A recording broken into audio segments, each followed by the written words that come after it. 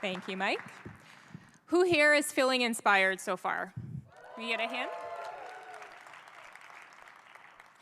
Rune is a former scientist in space sciences, a journalist, teacher, counselor with an eagerness to explore explosive developments in artificial intelligence, robotics, and nanotechnology. He has a passion for learning and anticipating what might be.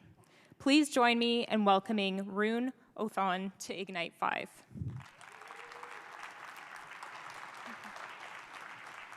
Thank you, Laura. We're a startup corporation. The initiative for the Space-Based Solar Power Division is in our purchased property on Highway 63 in Redbridge.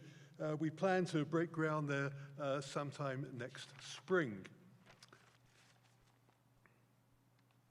Who are we? Carol Zabrauskas, retired grade school teacher, director of admin. Dave Murdoch, world champion snowmobile racer and inventor of the Lynx track vehicle, director of technology. And me, retired physicist, turned counselor, director of science. We can't derive energy from fossil fuels forever. Dr. Glaser conceptualized a satellite to collect sunlight, convert to DC, to microwave, beam to Earth, and rectify as DC. Scientifically straightforward and technologically hugely daunting. NASA, in 2014, this collects sunlight using a huge bell-shaped collector up to a secondary mirror which focuses the open base to the photovoltaic converter. This will generate 1 to 2 gigawatts of power, enough to power North Bay and District. The Japanese laser-based principle in near-Earth geosynchronous orbit is scheduled for launch in 2030, should deliver 1 to 2 megawatts. Disadvantage, laser light gets blocked by clouds.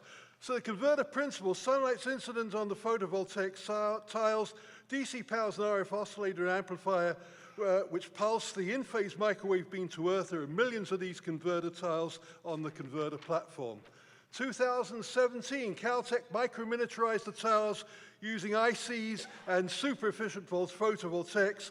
The tile measures 10 centimeters by 10 centimeters and measures only 1.5 gram. $17.5 million was spent on developing that technology. On Earth, a rectifying antenna, about 1 kilometer in diameter, collects the microwave beam from space and converts the energy back to DC. Earth isn't wasted. You can grow crops beneath the antenna mesh.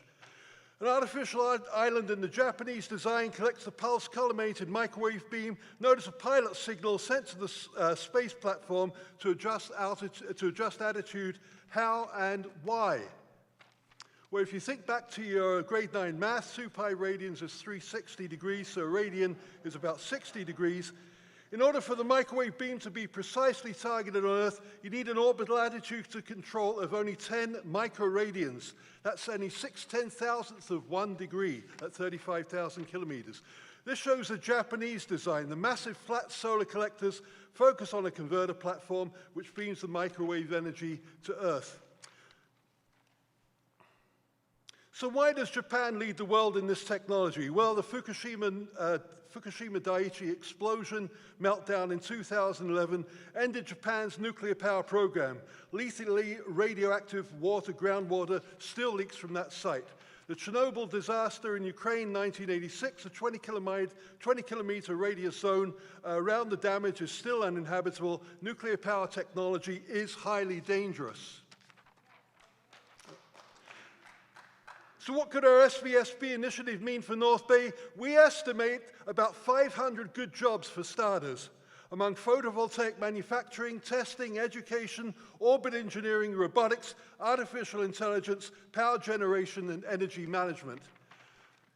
We could be involved in component development on the ground. This shows a collaboration between JAXA and Mitsubishi.